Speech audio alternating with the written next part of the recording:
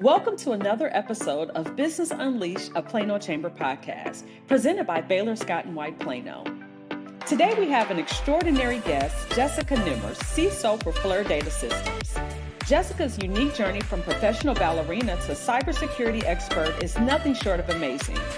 In this episode, we'll delve into the biggest cyber threats facing small and medium-sized businesses, the importance of having a solid cybersecurity plan, and valuable resources.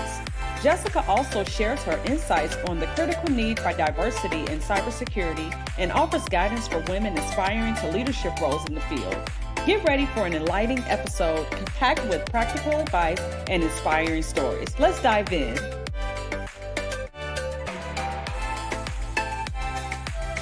Welcome to another episode of the Business Unleashed podcast, sponsored by Baylor Scott and White. I'm here with our very special guest, Jessica Nemmers. She's the CISO for Flare Data Systems. And Jessica has an amazing story, and we can't wait to share it with you. So, Jessica, welcome to the podcast. We're so glad you're finally here. Your reputation definitely precedes you, and I'm so excited to speak with you today. So tell us, let's dive in, tell us a little bit about yourself and your background and everything like that. Thank you so much for such a warm welcome. So I'm Jessica Nemmers. As you mentioned, I am the field CISO for Flare Data Systems in Plano, Texas. So I'm a Texan. I was born and raised in the Dallas-Fort Worth area, and I began my career. So I have a very unique career journey. I'm known as the Ballerina turned CISO. So I actually started my career as a professional ballerina. So I began dancing professionally my senior year of high school at Ursuline Academy in Dallas. So I'll shout out for the Bears. And I went on to have a really short dance career. We actually went bankrupt in 1996 with the economic conditions. So that was unexpected. And by happenstance, many things were aligned. I ended up at EDS, Electronic Data Systems, on a special project bringing Japanese culture to Dallas. So it's called Sun and Star 1996. And I was the assistant to the chief operating officer. I barely knew how to use a computer. I did not know how to type. The good news is he didn't have a computer because he was from the New York Shakespeare Festival. So we kind of just faked it until we could make it. After that project, I was able to go to Perot Systems. They were growing at the time, and I had a fantastic 14-year career there. I was a Dell employee. Dell bought the services, Perot Services. At the time, I was a Dell employee for 7 days before I transitioned on into Commercial Metals Company, which is now CMC. And I was there for over a decade as well. And then moved to Elevate Credit in the financial industry as the chief security officer there. So I've been in corporate America for, many years. I've been in IT total about 30 years. And 18 months ago, I made my second leap. I always joke that I made the leap from ballet into IT. I made the leap from being a dedicated CISO at one company to Flare Data Systems, where I am able to be a CISO for many. So I'm working with different customers, whether that's in manufacturing, healthcare, oil and gas. So it's been great. My passion, of course, is cybersecurity. I've moved from the IT side into cybersecurity almost a decade ago. And I just love working with different customers and really looking at their challenges and helping them solve it. And, local governments, small to medium businesses, a lot of times they don't get the focus that they need to help protect their company and their data and their customers. So it's been a great 18 months so far. Wow. That's an amazing journey, from one, career to the next. I didn't even plan to ask you this, but what are I've worked in different industries, and I've always been able to find common ground between those two. What would you say is the most similar, I'm sure when you were learning, when you're learning ballet and you're learning different things, like how could you like bridge the two? Like what's similar about one thing that you kind of had to, learn about like once you enter like the cybersecurity world? Yeah, that's a great question, and you kind of gave me a good lead into that. Mm-hmm. Ballet dancers have to learn entire ballets. I mean, we're talking 3-hour ballets, every single step, every entrance, every exit. We usually learn those over a 6-week period, maybe 4 weeks sometimes. So you have to quickly learn. You've got to take it all in, you've got to retain it. So that really began my passion for lifelong learning. So Yeah. really being able to pivot to different topics and take in that information quickly. And then as a dancer, you've got to be pretty tough and tenacious.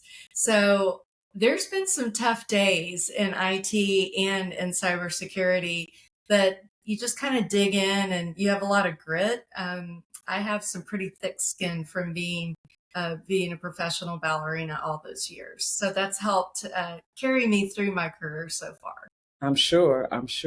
And so like we've been like this is our fourth installment of our like cybersecurity series. We spoke to Bob Kerr from Care Technologies, and we did Nate Howe from UTD, Emily Bell Wooten, also from Flare Data Systems. And so it's been great getting so many like different perspectives on cybersecurity and how businesses can protect, their, data and different things like that. So in your opinion, what's one of the greatest like cyber related threats to like a small to medium sized businesses? Yeah, so I think the threats are a lot of the same. We've got malicious software, we've got different social engineering techniques that hackers are using to enter companies, uh, regardless of the size. So, unfortunately, I think that understanding that this is an equal opportunity for the threat actors, they're not going to pick and choose. Of course, they're going to go after the big companies. They might get more of a payday, but often the smaller companies do not have the robust protective measures. And so they know that, and they're going to go after whatever money they can get. I think probably the biggest threat to small and medium businesses would be probably ransomware and data theft. A lot of times that data is used is to monetize. So they're going to hold it hostage to get a ransom, whether that's through malware and stopping your business or taking data that's very valuable to you. I also think that the threat is really not understanding the risk and not understanding how to protect yourself. So we often talk about it's not if, it's when, because so Absolutely. many have been hit. So we shouldn't approach that, well, if we get hit with a cyber attack, this is what we'll do. We need to actually plan on when that bad day is going to come and understanding what it's like, what the risk is, and then having a plan in place is a really powerful stance that a small to medium business can take. Yeah, and that I think that's like one of the biggest um like challenges with small businesses is they see, oh, why would they come after me? I don't have the money that a large company may have, but they're more at a they're definitely more at a risk because they don't have people like you sitting behind making sure that everything is covered. And so yeah, that's really good. If not, I just wrote that down. If not when. So can you share Yeah. some real world examples of how threats have impacted certain businesses that you've kind of seen from your, level of expertise? Yes. So really for the longest time, and this has been, I would say this has been going on since 2016, 2017. So this has been going on for years, but a lot of small and medium businesses have been dealing with ransomware attacks. And that, your bad day is where you get that note on your computer and everybody has the same note. No one can log in. Any folders that they open, they're all encrypted. So it just looks like gibberish on every document. And the the threat actors have also gone to the servers, and those are where many things are controlled, and even into backups. They started getting smart a few years ago, and they said, oh, shoot, people figured it out, and they started backing up their data. So they said, hey, we're not going to pay this ransom. We're just going to restore from backups. So that was the first thing they did. When they came in undetected, they were on the network, they would go after the backups first and damage them. That would really leave the company at a loss. And when you can't get to data, to customer invoices, customer contacts, things that you need to run your business, you're down.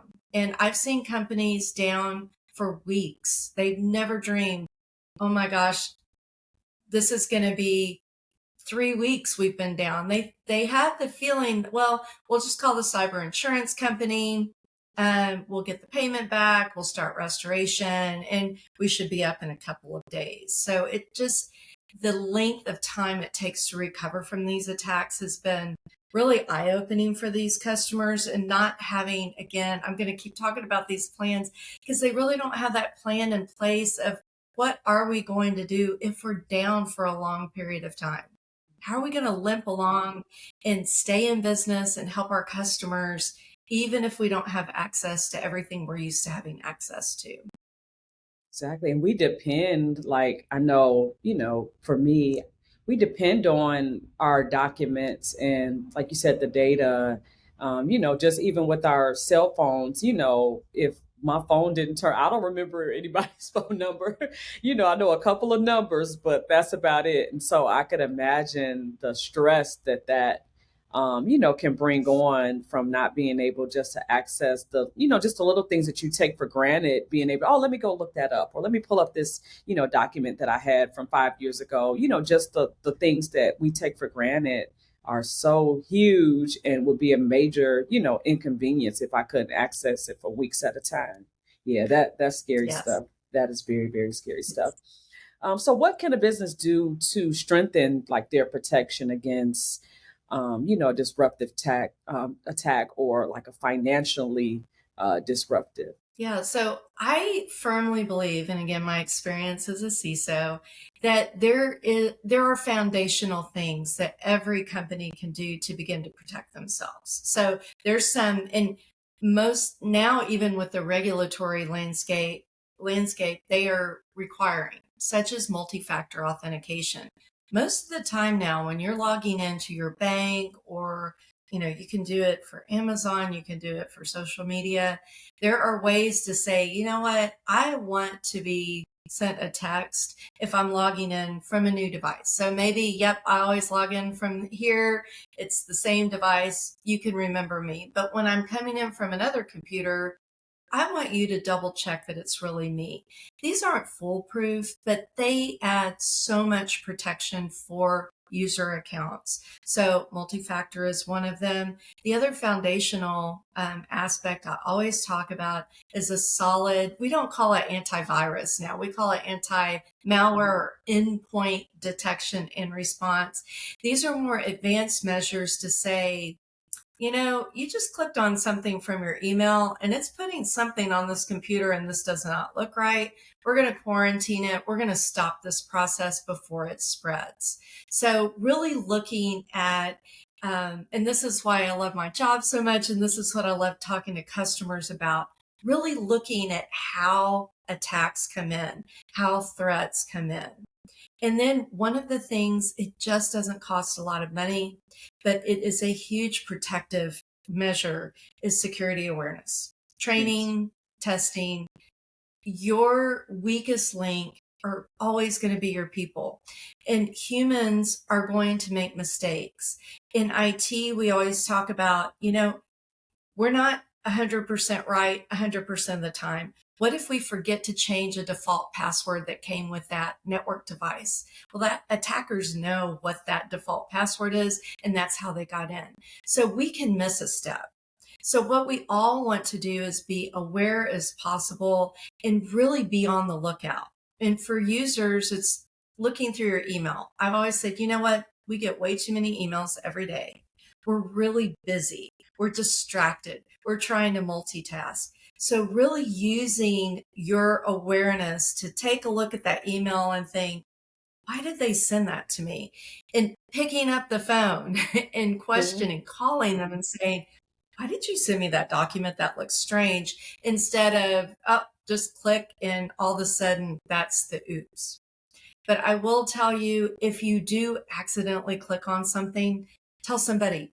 Don't be embarrassed. We always taught our user community this. Don't be embarrassed. Don't hide the fact. We can stop things if we know quickly.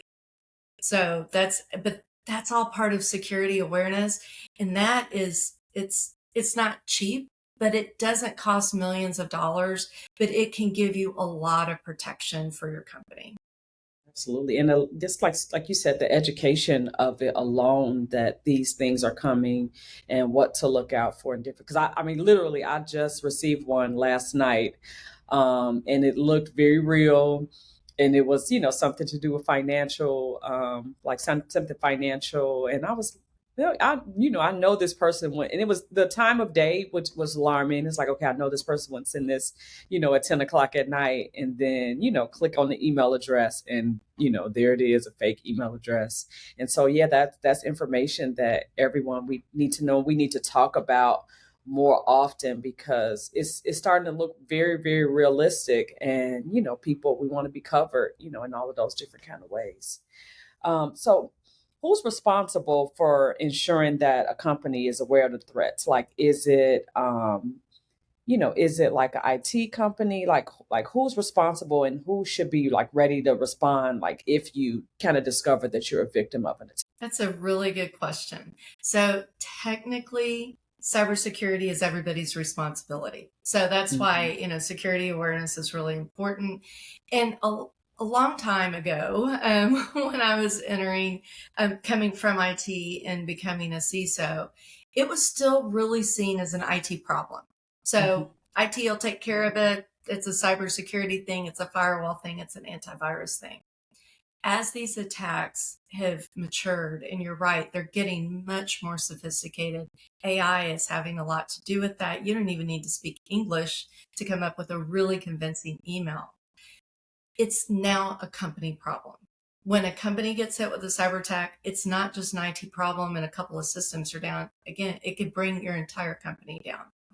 Ultimately, who is responsible? That is going to vary from company to company. That's going to depend on the size, the complexity, and the industry that you're in. So the size of your company, the complexity of your company, your industry, but it should start at the top. So it's a leadership initiative that goes throughout the company.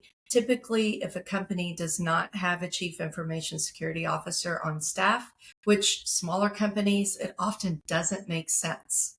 That's why we like to use we're called fractional CISOs, we're called virtual CISOs, we're called field CISOs, but using someone like me, using a leader, a security leader in the field to help you get your strategy up, to keep checking in with you, to advise you on best practices, that makes sense. But ultimately, it usually for small and medium businesses is going to be the leader of IT, because a lot of it does deal with technology. Sometimes it's the head of legal, sometimes it's the head of compliance. It just has a lot of different models. And for the larger companies, we're seeing more and more now. The CISO is actually reporting directly to the CEO and partnering with the CIO, the COO, the CFO, in the C-suite. Because again, it really is a company problem, and it's not now just IT being accountable for it. Right. Join us for the State of Cybersecurity Luncheon on Friday, August 23rd from 11:30 a.m. to 1 p.m. at the Marriott at Legacy Town Center. This event is your chance to dive into the crucial topic of cybersecurity in today's digital age. We'll also unveil our comprehensive cybersecurity guide, co-sponsored by Flare Data Systems and Care Technologies, packed with practical strategies and best practices to boost your cyber resilience. So whether you're a CEO from a small to mid-sized business, a bank, a hospital, a tech company, or educational institution or more, you don't want to miss out. Tickets are now on sale at planochamber.org. Secure your spot today and stay ahead of the curve. We look forward to seeing you on August 23rd at Marriott at Legacy Town Center.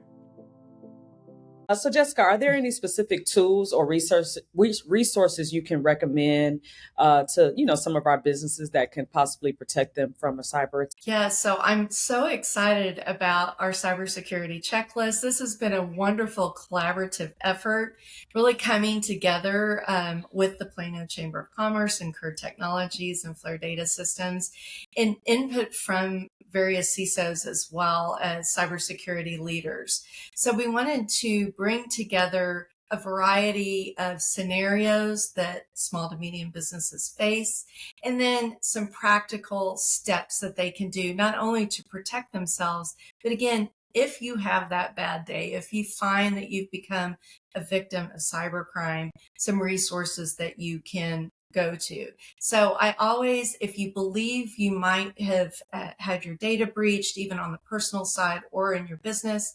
IC3.gov, that's the Internet Crime Complaint Center, and that's through the FBI. And that's a really good resource, not only to report, they also have really valuable information for companies on there. And also CISA, CISA.gov. That's the Cybersecurity Infrastructure and Security Agency. So that is really the head of that, I always say, is the CISO for the United States. But they have a lot of really great information, security best practices, playbooks, and these are all free. Again, I always encourage just to bring in someone like us. I'm not, me or other security leaders. Come and let us have a conversation with you. Let us do some advisory time with you just to establish these foundational areas, best practices, and just help you with your cybersecurity strategy. It does not have to be complex. It doesn't have to be millions of dollars. There are small steps that you can take to, again, have a lot of really large benefits from protective measures and also from your ability to respond effectively if you have become a victim. That's really good because, no one should be, feel like they're on an island alone and, trying to figure it out. As, a lot of small businesses are, businesses of one or a very, very small team. And, sometimes, things can go overlooked because they're like, oh, I don't have the money, I don't have the resources. But like you said, if you reach out and take advantage of these resources, and we'll put these in our show notes as well, so that, you don't have to write it down in the episode, but we'll put it in the show notes so you can go back to it and be able to look into these resources because it's really good. And our cybersecurity list and guide to come is located on our website at planochamber.org/cybersecurity. And we're so excited about our upcoming state of cybersecurity on Friday, August 23rd. We can't wait. Jessica's going to be on the panel. And so much great information is going to be shared at that event. So if you haven't registered, register today. Please, please, please register today. So I want to kind of turn the corner a little bit and talk about, you have a wealth of community involvement and other opportunities that you've had the opportunity to be a part of. And so you've worked in the community to help like kind of expose some of the opportunities in cybersecurity, the people who may not necessarily come from a cybersecurity background or, kind of know too much about it. So, can you tell us more about this initiative that you've worked on? Yes, thank you. So it is a passion project of mine to expose those into cybersecurity careers that are coming maybe from a non-traditional career, or for students who are coming through a cybersecurity program. I am thrilled to see so many programs out there in formal education to begin to train up our next generation of cybersecurity professionals and leaders. When most of us in my generation coming up through tech in the 90s and then becoming CISOs, we just had to wing it and figure it out. There was no formal training.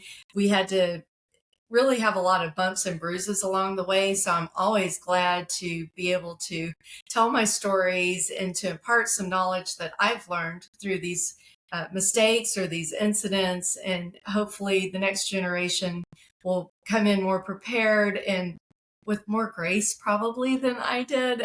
But it's great to be able to talk to people and show them that, number one, I think the biggest misconception is you have to be highly technical to enter cybersecurity, and you don't. So I was technical at one time. I was never a coder. I didn't develop code, anything like that. I was more on the infrastructure side.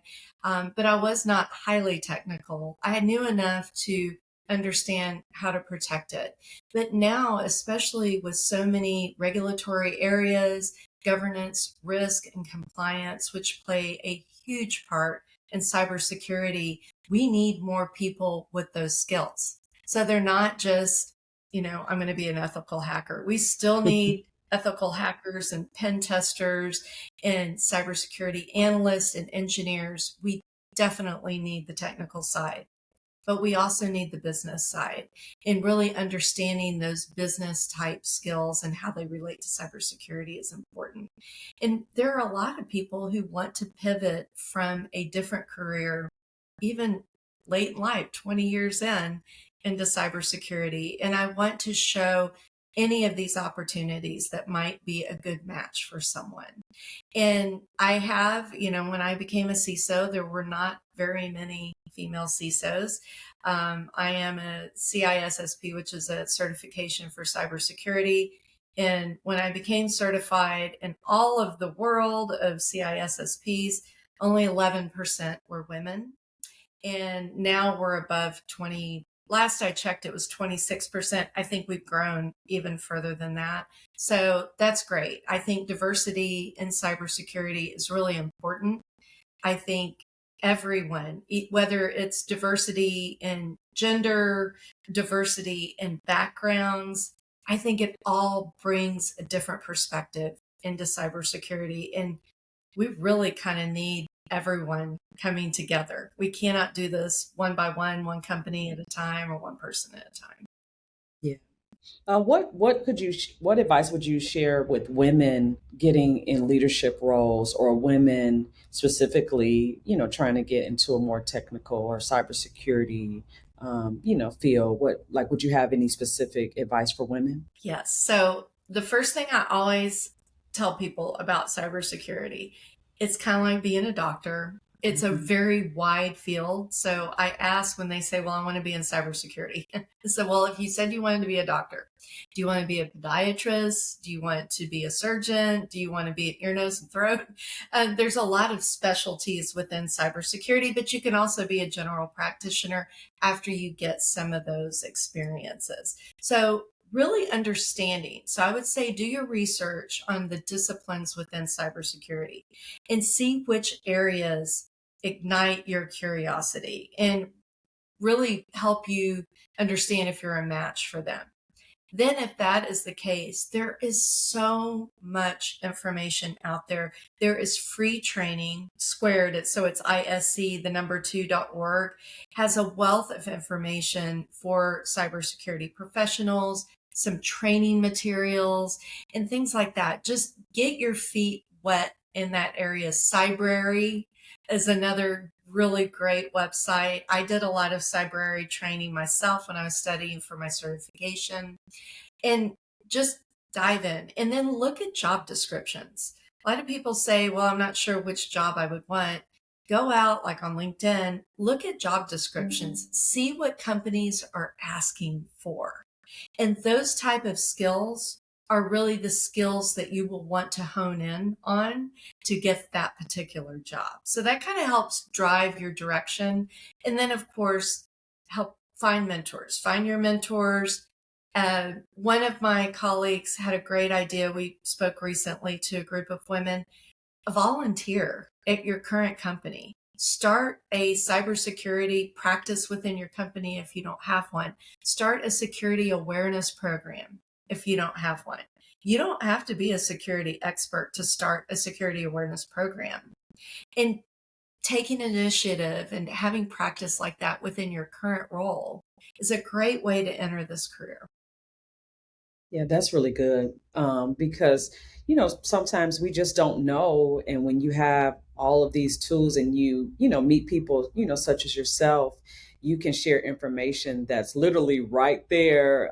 People just had no idea that it existed. I recently met someone because my daughter, she wants to go into law.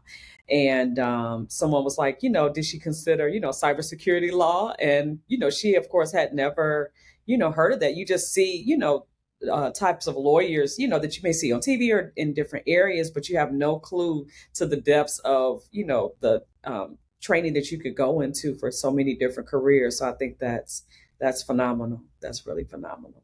Well, Jessica, this has been a really good conversation that we've had today. So share with our listeners, how can they connect with you, like on LinkedIn or, through Flare Data Systems? How can we, and I know you'll be at the State of Cybersecurity, but how can they, kind of connect with you? Yes. Well, thank you. Yes, I cannot wait to be on stage and part of the panel at the State of Cybersecurity event on August 23rd in Plano. Really looking forward to that. But I invite everyone, please connect with me on LinkedIn. I'm very active on LinkedIn right now, and I would love to meet you. I post a lot of content. Top of mind, I even talk about being a working mom, raising 4 kids in 4 states, and just, their experiences, especially, they're all in college right now. I just published an article yesterday, so really top of mind at this time. And also, if you go to the Flare Data Systems website, I am there on the website too. We have our CISOs posted, and if you have any questions, we have contact information there. Just shoot us a note. Again, this doesn't have to be a huge, expensive engagement. We would love to just talk to you. And I'm passionate about cybersecurity. I'm passionate about helping businesses, and anything I can do just in a 1-hour conversation with you to help you better prepare or better protect your company. That's what I love to do. So just give us a holler, come up, shake my hand on August 23rd. I would love to meet you. So really looking forward to it. And thank you for the opportunity to be on the podcast today. And that wraps up another episode of Business Unleashed, a Plano Chamber podcast presented by Baylor Scott & White Plano. A heartfelt thank you to Jessica Nemmers for sharing her incredible journey and expertise on cybersecurity. We hope you found this episode both informative and inspiring. Whether you're a business owner looking to strengthen your cybersecurity or someone inspiring to enter the field, remember, having a cybersecurity plan in place and utilizing resources like IC3 and CISA can make all the difference in protecting your business. Stay tuned for more episodes as we continue to explore the tools and strategies that can help your business thrive. Don't forget to subscribe to our podcast on your favorite platform and visit our website for more resources and information. Until next time, stay safe and keep unleashing your business potential.